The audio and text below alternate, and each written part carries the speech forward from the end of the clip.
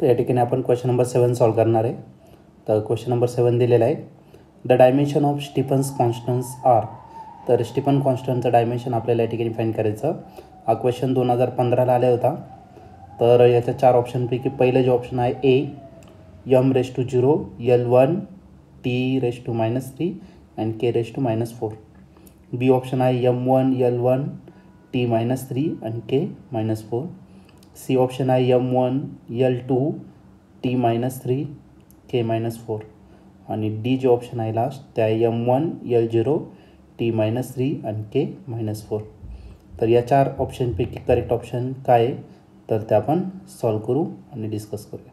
तर या क्वेश्चनमध्ये आपल्याला स्टीफन्स कॉन्स्टंट जो आहे त्याचं डायमेन्शन या ठिकाणी आपल्याला फाइंड करायचं आहे. स्टीफन्स कॉन्स्टंट जर घेतलं तर त्यासाठी आपण स्टीफन्स आणि बोल्ट्झमन लॉ घेणार. तर amount of heat radiated per unit area per unit time it directly proportional to the 4th power of its temperature. हा स्टीफन्स बोल्ट्झमन लॉ आहे.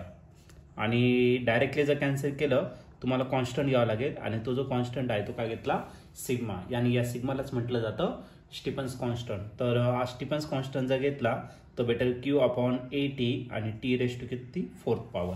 आता याचं जर युनिट जर घेतलं तर अमाऊंट ऑफ हीट मेजर करणार आहे जूलमध्ये, area metre square, time second आणि टेम्परेचर केल्विन म्हणजे केल्विन⁻⁴. आता याचं जर युनिट आपण सॉल्व केलं सिम्प्लिफाईड, जूल म्हणजेच काय तर कोणती पण एनर्जी तुम्ही या ठिकाणी डिस्कस करू शकता. सो मी कायनेटिक एनर्जी घेतलं. कायनेटिक एनर्जीचा फॉर्म्युला 1/2 mv².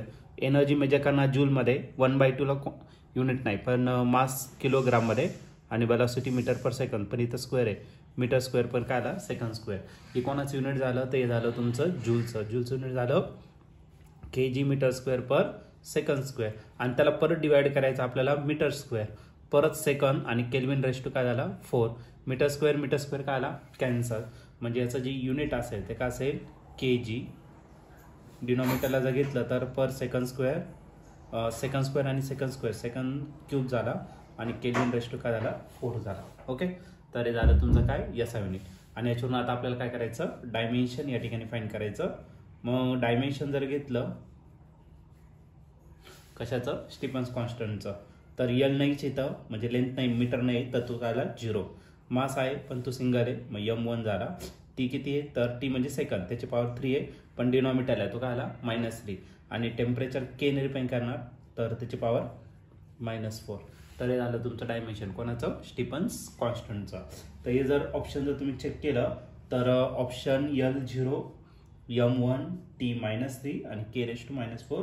तर ऑप्शन डी जो आहे तो या ठिकाणी करेक्टली मॅच होत आहे.